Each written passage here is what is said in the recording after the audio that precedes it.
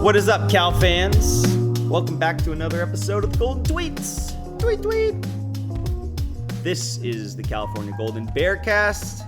I am one of your co-hosts, Andy. Alongside me is the co-host with the most, Rob.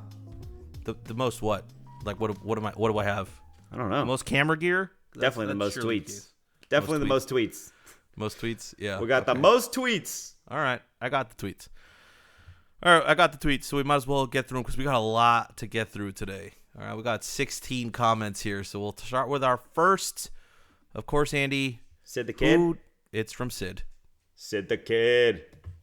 Is that the nickname we're giving her? I would she appreciate Sid the Kid? I don't know. Yeah, that's one of the greatest hockey players ever. You are right. Yes, that is true. It is one of the GOATs. So Sidney Crosby, yes. But Sid says, what a win. I will take it. Super excited for the game against Duke, but think this will be another close game. Offense needs to tighten up on penalties, in my opinion. I'm also thinking this will be another big test for our offense. Thoughts? Andy? Well, Rob, give me the breakdown, like what do the advanced analytics say on this game coming this weekend? I think S&P Plus has us at 3.5 underdogs to Duke, if I read Bill Connolly's Google Doc correctly this morning, with a 65% chance to win for Duke. And then as far as in comparison to Boston College, what does Duke do better? I believe it's like Boston College was really highly rated as a passing offense. Yeah. And then from a defense standpoint, I think Duke is better. So Duke's an enigma, and we talked about this on the previous podcast, right? Because I'm looking at the PFF scores just to look at their relativity. I don't really look at their grades, and take it as the truth, but I do look at it to see like how they are graded relative to other teams and week to week. And their defense is like not great. They have coverage issues for sure, which kind of bodes well for us. But their run defense is pretty stout, which I think is fine because our run game is not great. So I think we can exploit them from a passing game perspective. They're not really great at getting pressures on the quarterback either. So I think we'll be all right there. It's just a matter of can we open up the offense early and often. I'm thinking we're going to see a game plan that's similar to Oregon State, where our pass game opens up our run game as the game progresses. The other question for me is their front seven is actually pretty solid. So I'd say we're going to test the outside and the deep ball pretty early, not try to go over the middle. Their offense, on the other hand, they have a really good running back, true freshman running back in Nate Shepard. Very, very good. And then quarterback, of course, Darian Mensah, who the transfer from Tulane. I believe he has 8 touchdowns, if I'm remembering correctly, or if I'm getting my quarterback stats mixed up. But he is very, very good. Never mind. He has not 8 touchdowns. That's the Maryland quarterback. Mensah has 13 touchdowns to 2 interceptions and 1,573 yards. So he's pretty good. But like the teams, he played Elon and he had 389 yards and 3 touchdowns. And then in his 2 games against Illinois and Tulane's his former team, right? So they kind of know how to game plan against him. 2 touchdowns and 1 interception, and then 3 touchdowns and 1 interception, but they lost both games. So Illinois beat them 45-19, and Tulane beat them 34-27. And then they played North Carolina State and then Syracuse, and they barely beat, not barely, but they beat them by 12, North Carolina State, and then they blew out Syracuse, who once again does not have their starting quarterback. So I don't know. I genuinely do not know what to make of this offense other than the fact that they have 2 pretty talented guys at quarterback and running back, but who they've played and his stats in those specific games that they've lost is that's the big question mark. Yeah, I mean, it seems like they're throwing big numbers, at least from a score total standpoint. Mm-hmm. I agree with everything that Sid says. I think it's going to be a close game, but we have to execute. We have to execute. And it's not just on offense. I think it might be more this matchup might be more how our defense actually stacks up. Particularly against the run, dude. That turbo run was pretty deflating. I mean, what's it? Burke 97 for Right for Cal has the rock fight, the post that goes up every week. Favorite columns. It's funny because if you look at where the BC game is placed on that chart, it's like 99% on top of the Pitt game from last year. Nice. Except Amazing. We won. That's like the only real difference. Rob, why didn't you say this at the last podcast when I was talking about this feels very similar? Yeah. I totally forgot about it. It just popped up here. But, what a good data point. You just sat on that one. I sat on that one. I sat on that one. Okay. Rob will see you on Saturday, Sid. Myself, not so much. But moving on to the Rich Lions Stan account. He's building off of kind of what you just talked about. Run blocking still pretty iffy. Kendrick was sick, making yards out of potential tackles for loss, but wouldn't expect that to necessarily continue. How likely is it that they can add a JKS keep option? So he's talking about JKS keeping it on option plays on some of these shotgun runs.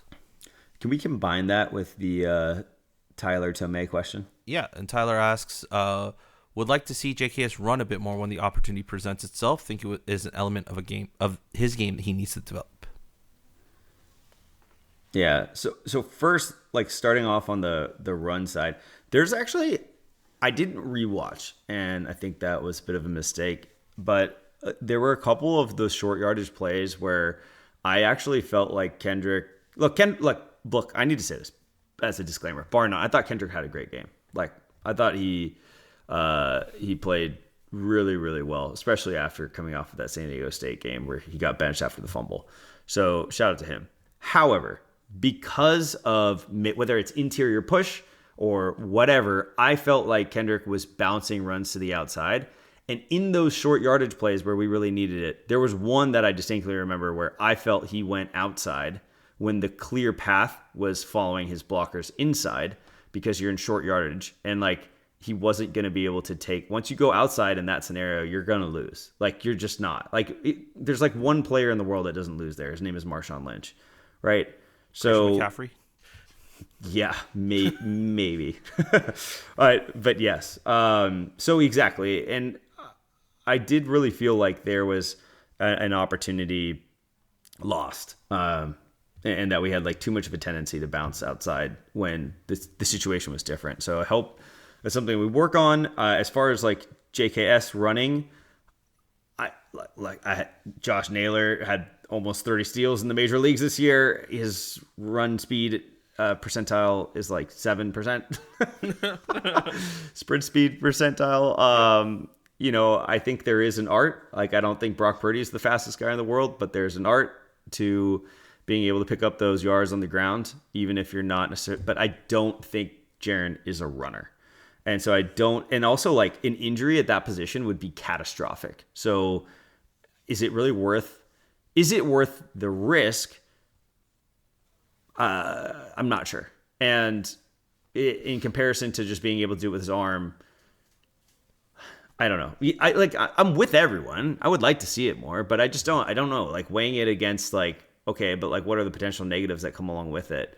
And I think, Rob, you said this earlier, maybe a couple weeks ago, where you were like, I'd rather have the quarterback that stands in and makes the progressions rather than the one that like gets really jumpy. Like Sam Jackson was the perfect example of that, where he would just like make one read and then just be out of the pocket, like gone. And that, we saw how inefficient and ineffective that was at running, the offense that we want to run. So I'm not dying for it to happen.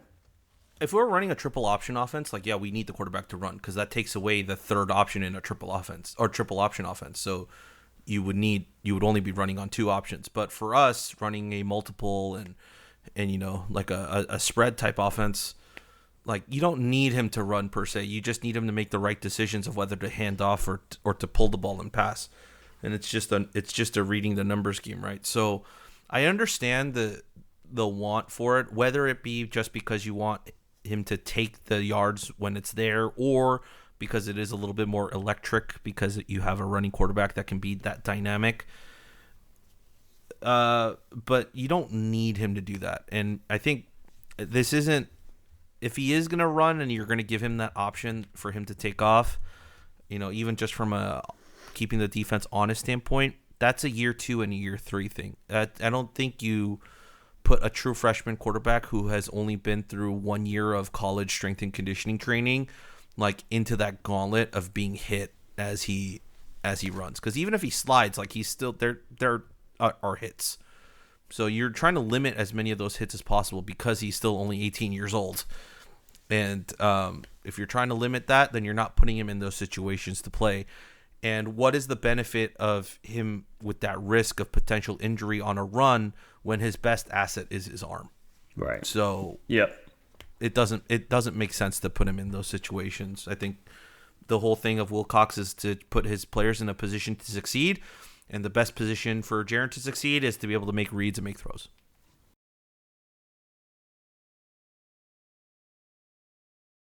All right, next one from Rich Lyons, stand account again. Why is the run defense so bad? It's all you. I want to hear about this Cade slander. I mean, it's a statistical data point of him not wrapping up tackles and being shed off, particularly in the gaps. I don't know what the issue is. He's making the right reads and he's hitting the right gaps, but he's being shed from these tackles. And maybe it is a leverage thing. Maybe he's too upright as he makes the gap runs into the gap. Like, I honestly don't know. I really cannot gauge this. One, it's not my area of expertise as well, but at least just from what I'm watching, it's we're just not wrapping up. I think we're making the right gap reads. But I will say this, I think we do have a very young defense across the board, and young not by years, but just by experience as a unit. And even if you watch the group, if you listen to Mass with Nam and Wet Beef said this before the season started, the defense is going to be very vanilla this year because of the inexperience of across the board that they have, that they're not going to be able to do a lot more exotic looks and things because they don't have the security blanket of the back end that they've had the last 3 years with Noel and Craig and Marcus and Miles and some of those other guys. So because that's the case, they're being a lot more straightforward. And with that, it's a lot easier for an offense to game plan around.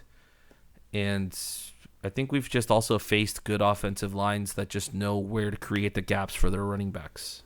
And that, Richard is a very, very, Turbo Richard, very, very good running back. And kind of gave up that one. My kind of hot take, Rob, is that Cade, there could be a world in which, since you're replacing an NFL caliber pairing, right, or like in Teddy Buchanan, your complement, that Cade is, maybe he's just trying to do too much, right? Could be. Maybe Absolutely he's seeing other things, and that's putting him feeling like he has to do two things at once, and maybe that's sort of leading to that, as though he's putting that on his shoulders, right? Because he's the only captain on the entire team. By the way, I have zero concern about this. I have zero. I mean, I do agree. It is weird seeing people. How could they shed his tackle? I don't understand. His arms are so big. Yeah. I don't get it. It doesn't make any sense. It's like Popeye being shed I don't understand. But nonetheless, I think it's just a matter of time. It'll get fixed. I think that's a rational way to look at it. And the only thing I'll add to that is as a reasoning for what we're doing. Maybe it is the roles have switched. Cade's been in a specific role in the inside linebackers over the last couple of years, but with Sermon and with Teddy and some of those guys. But maybe he's being asked to do the Teddy role, and Farrelly is asked to do the Cade Uluave role from last year, and maybe that's just not working out too. Maybe Cade is better in that role that he was playing last year, and we should have one of the other inside linebackers play the Teddy role. And maybe that's the change. That's something that I'm going to have to watch more tape on and compare to last year to see what his assignments are. But that could be one of the examples. It's just there's a learning curve for him right now of what he's being asked to do because it's different from the previous 2 years. But once again, that's something we got to look at the tape for. Yep. Moving on, Tyler. Obviously, JKS and Olave are the two most obvious standouts for Duke fans, but who is a criminally underrated player that could change the game we should be aware of? I think this guy's a Duke fan. I know. I was so excited. Yeah. Look at that. This is pretty cool. This is pretty Duke cool. fan in the chat. Yeah. Obviously, for me, it's Hezekiah Massis. So, Massis catches passes. Number 5 cornerback. 4 picks so far on the season, I believe. Replacing Noel Williams, who's apparently doing great for the Chiefs. Yeah, he had a great pass breakup against DeAndre Hopkins Saturday or Sunday. That is just an amazing sentence. Yeah. Yeah, I mean, the other one, I mean, I'm kind of like hopping on board a little bit with the Mason Mini bandwagon. He reminds me a lot of Jack Andrews. We just went out and got another. Like, they have this like big, burly, tight end that great hands. And hands. I really think I could see his role continuing to expand over the season. I mean, my easy pick here is Luke Farrelly. Again. I mean, it is, right? It's like, who's criminally underrated? It's probably Luke, because like everyone talks about Cade Olave like on that defense, but no one really talks about his partner, and his partner was the one that made the game-winning interception to beat Boston College. Luke's very good in all facets of what they ask an inside linebacker to do, whether it's the drop into coverage, whether it's hold one of the gaps, whether it's the QB spy, which is kind of what he was doing on that final play. He's very good at all of those responsibilities, and he's only going to get better at it as he gets more game experience. So that's probably the guy. Do you have anyone on off? Or I mean, I guess you picked Mini on offense. I guess if I were to pick someone on offense, JKS. I mean, Trond. I don't know. He's not criminally underrated, but I think Nam had a really cool stat. If I can pull it up here real quick about Trond. I do think he's underrated. He's certainly underrated in his career at Cal. Like, in his fandom at Cal, for how consistent he's been for us, I think he's underrated. Like, in amongst the fans. Yeah, he's so he had a thing on contested catches. Let's see, where is it? Oh my god. Per PFF, among receivers with 30-plus targets, Trond is number 4 in the country with 13 contested targets and 5th in the country with 7 catches. 53.8% is 34th.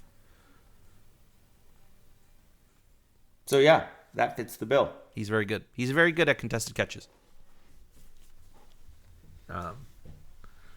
So, yeah, that would be that. So, have fun, Tyler. It's going to be a fun one. Yeah.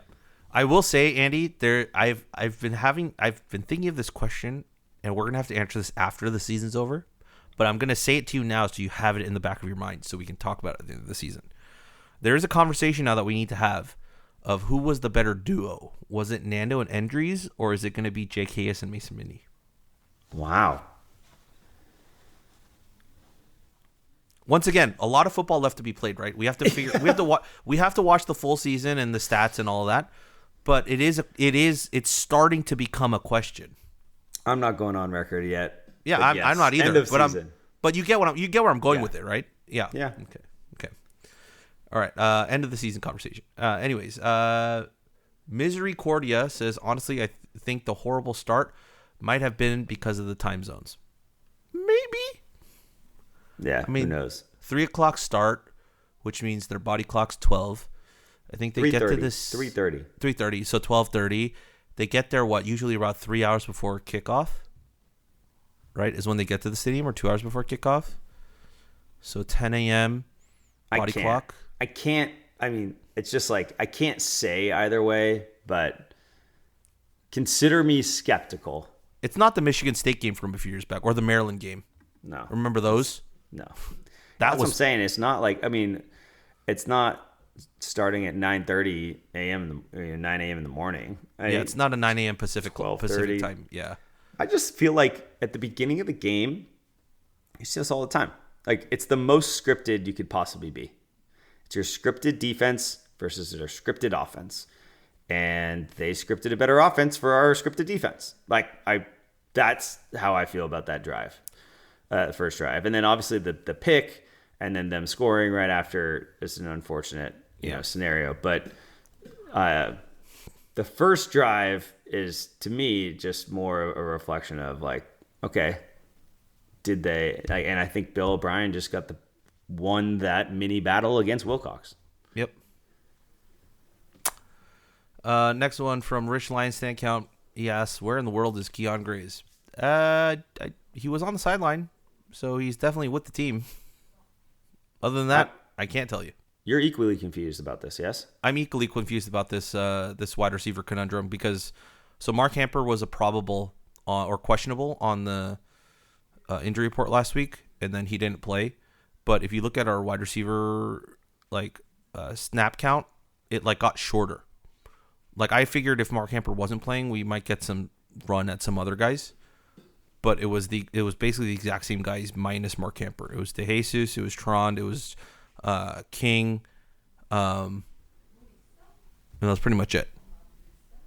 Yeah. And then Jeffrey Johnson and Mason Mini at tight ends. So I don't know what's going on with that room. I don't know why we're not willing to play other guys. It baffles me. How big of a recruit was Keon Grays? Well, he was pretty big. I mean, just at least from a name brand standpoint, because he was coming over from Ohio State, right? Right. And he didn't break the rotation at Ohio State, but that's also because Ohio State's entire rotation were all guys that made it to the NFL, like the Marvin Harrison Juniors, the JSNs, the Emeka Egbukas, So it's rationally, I get why he didn't break into the rotation. He was the second best prospect out of high school in the state of Arizona.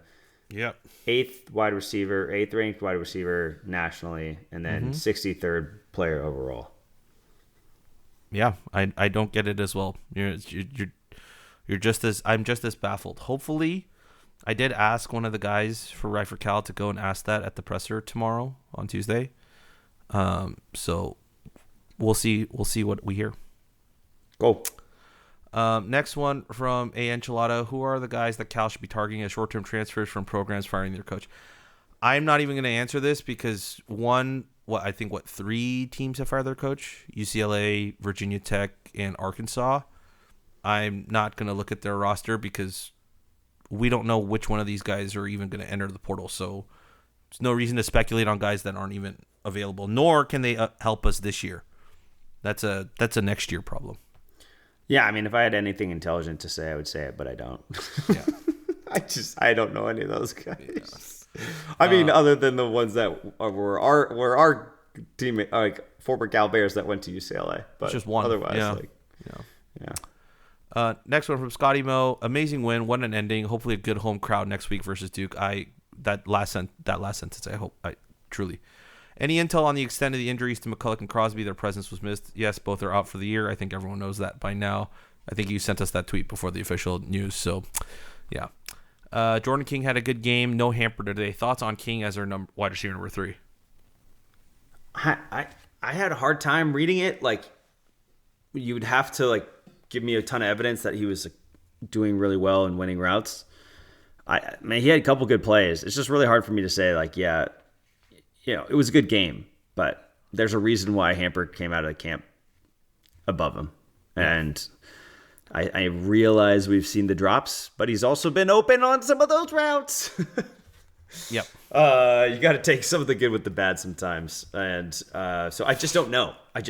And we just covered the wide receiver room. So, one good game, I do think it means potentially more playing time, but I'm not sure if it necessarily means that he should be slotting in above a healthy Mark Hamper. The positive spin I will give to this is hopefully the 1 week off, or if he does return this week, the 1 week off for Hamper kind of resets his like mindset. Yeah. That like, you know, the drops aren't really, he gets over that heading into next week, which would be huge for us. Last from Scotty Mo was score prediction for next week.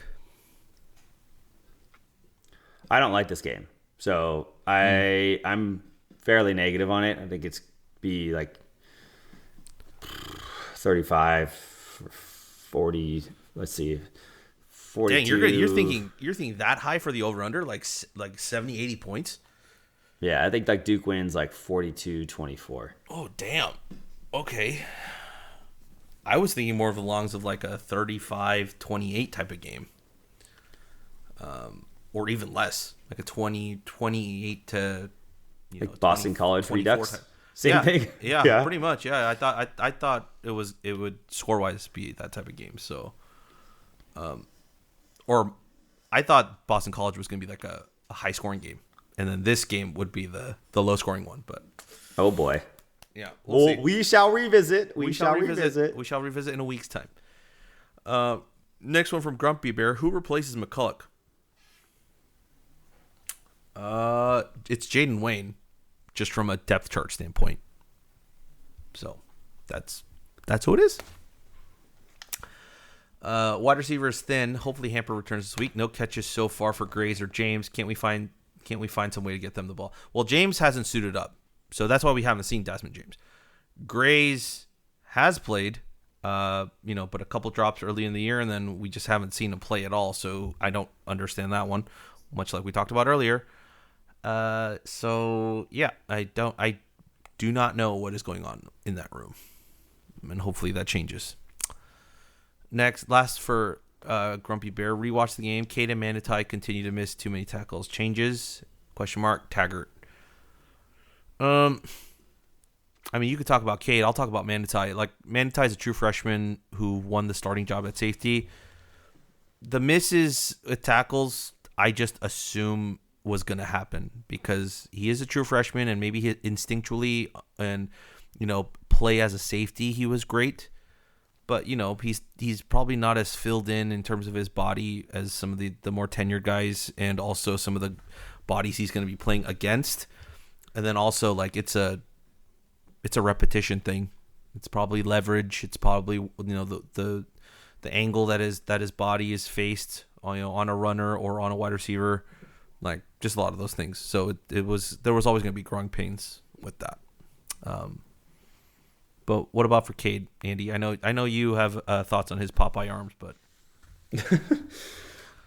I think you did a good job of discussing it before. It's like maybe there's a bigger shift back to the role that he played in the past season, but I don't know. I still want to kind of circle back on it and see if it continues to be an issue or if it's just a couple of like blips on the radar. It's still too early for me to be too concerned with something like Cade missing tackles, right? Yeah. Might be more of a better question of how he looks after the bye week. Yeah. Agree. Golden Bear says we're so back. We are so back. Yes, we are back. We're back weekly. We're back every week. But we are 4-1, and that does feel a lot better than 3-2. It's infinitely better. It's infinitely better. Could you imagine? Like, I was talking about this with Nam too, but like, could you imagine like if we were doing this like live podcast recording on the Glade and we were 3-2, coming off of like a heart wrenching loss against Boston College? Like, that would have sucked. Yeah. Brennan Duff says, so happy to see the fight to pull out the win. I agree. What is the best positive change you saw from last week, and what still has you concerned moving forward? Still have less confidence than I did earlier, but certainly not as bad as last week. That's good. I mean, I think that's where I'm at. Yeah. It's like, but I just didn't get quite the confidence boost from this one. And I feel so bad. Everyone's like stoked and like we're back, and then I'm like, not quite yet. But I think there was just better general execution all around. We didn't have as many turnovers. Like it wasn't that complicated. I don't think. I don't know, Rob. I didn't think that like overall the biggest change is like maybe a slightly more determined, prepared team, and then like obviously like cleaning up the drops 100%. So that's what I mean from an execution standpoint. And then the big gap being short yardage and really taking the opportunity to go, put an opponent to sleep is still something that I'm really concerned with. Yep. And that we like just let our opponents hang around in these games where like we should win this game by like multiple scores. If we win this game by 10 points, my confidence level is going way up because it was one possession and it came down to like 2 plays that swung our direction. That's what holds me back from being there. Yeah, I think if we had won after that touchdown run. Yep. Same. Agreed. And then instead of giving up that Turbo Richard, 71-yard touchdown, and we just kept the lead from that point on, I don't think everyone would be feeling as bad. I would even go so far to say as both of the scores, if we had just shut down after that and won, I would have been feeling way different. But it was because of the ending that brought back the familiarity and the stress. And it was like, hard to trust. Hard to trust those feelings when you experience them. Yeah, I agree. I think the difference between the San Diego State game and this Boston College game was San Diego State was more of a lazy belief, and Boston College was more an urgent execution. And that was the mindset difference that basically led us to come back in the Boston College game. Next one's from N Kicker. Team showed great fight in pulling out the W. Why do you think the O-line struggled with getting short yards when it mattered?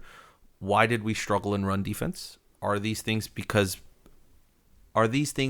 College was doing, or does Cal need to fix things?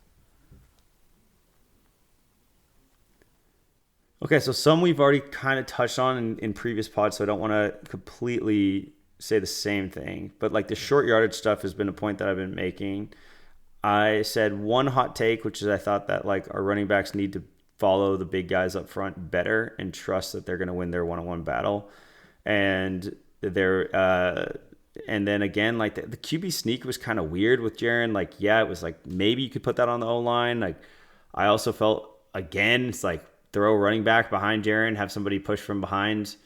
We saw that in the Niners game with Trevor Lawrence. They didn't run a tush push. They ran a QB sneak, but then Lawrence got stopped and like completely held upright on the first one. But then both running backs, or maybe it was like a fullback and a running back, come up behind and just like carry Lawrence forward for 3 yards. And that's how they convert. And that was like one of the biggest differences in the game. So just like having a little bit more of that mentality of like, I think it's got to be more than just O-line. I really do. And I also think like Nick made a really good point in his column this week. So check it out in Right for California, Monday column, where he said like our playbook just needs to be more imaginative in those short yardage situations. Like when I think about the Minnesota game, it's like that play, I think it was King, right? Where he's like wide open on the rollout and he like catches the ball and is like, look what I found. And, it was just like, obviously that was a clear breakdown, but we sort of get that when we get Jaren moving and I don't know. We didn't, for whatever reason, we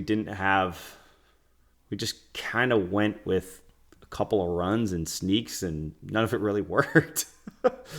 So. Yeah. I mean, the only thing I'll add about the offensive line there is I think at this point, we are who we are in terms of the position groups, and we can't really change that. And so we're going to have to just be efficient with what we're good at and the personnel that we have in that room and maximize that personnel. And so whether it is what Andy was talking about, which I think is a good call out of just trusting the running backs, just trusting their guys to win the one-on-one battles. I don't think we're going to win every single one-on-one battle, but there are going to be moments that we do, and the guys are going to have to trust that, make the right decisions in that these are moments to trust these guys, and there's moments to bounce it to the outside and trying to get the yards on the edge. So we'll see how that develops, but I think as of right now, there's not much else we can do to get it right if we haven't gotten it right in the first 5 weeks. Yep. A couple more. One from Kenyon. Joe Kenyon says, "Holy shit, fellas, bang. Did we break the Wilcox slide curse?" I think we did. I don't think we might not have broken the curse. Is that just the losing slide in the middle of the season? Yeah, the one where we like lose like a highly anticipated game, and then the following like 3 weeks is just like loss. The storm. Yeah. If you consider, let's make the comparisons to last year, right? If you're saying the San Diego State game last year or this year is like the Miami game last year in terms of the hype building up because we were 3-0 and all of that. We had already lost. Yeah, I know. We had already lost to Florida State and all that. Yeah, but I'm just saying, like, from that, and then we start this slide, right? Like, Boston College would have been the Pitt game, which in essence, according to Burke 97's Rock Fights post, it basically was. So it basically was. Yeah. It's still such little confidence in me that we have like Florida State, Miami, Pitt. All these, I'm like, oh yeah, they all feel similar to what that Boston College game was. I mean, I think the big thing is for this team is not so much September, it's October. We have to prove it in October. We've never been able to prove it in October. We just haven't.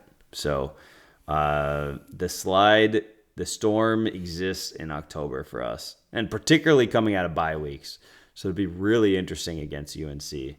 Against a game that we should win coming out of a bye week. Like, that is the trap game of all trap games. Like, that's the one that I would look at and be like, everything says that we should have the advantage in this, and that means we need to be wary that it might not go our way. So, like, that's what I really want to disprove.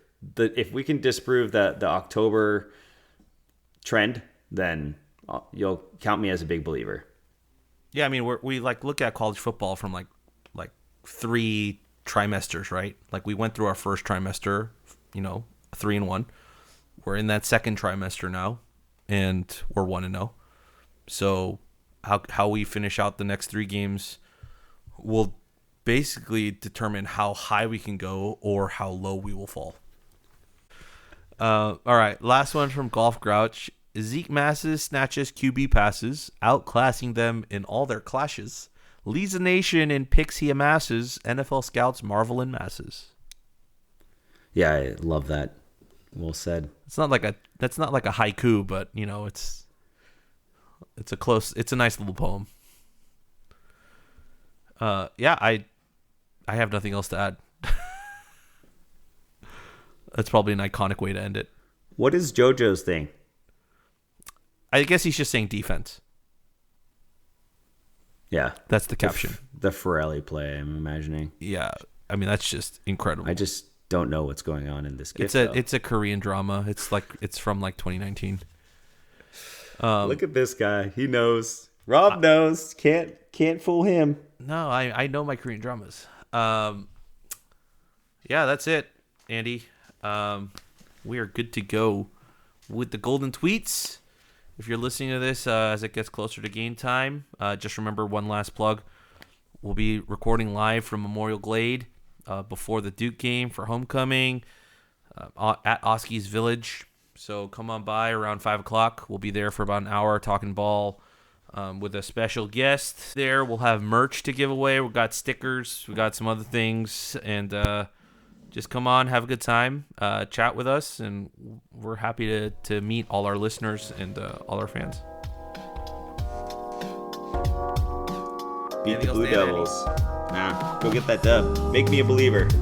Yeah, let's make Andy a believer. Yeah, because he is the one that needs the most convincing for us to be back. Clearly. But yeah, that's it for us on the Golden Tweets for this week. See you at Memorial Glade before the game.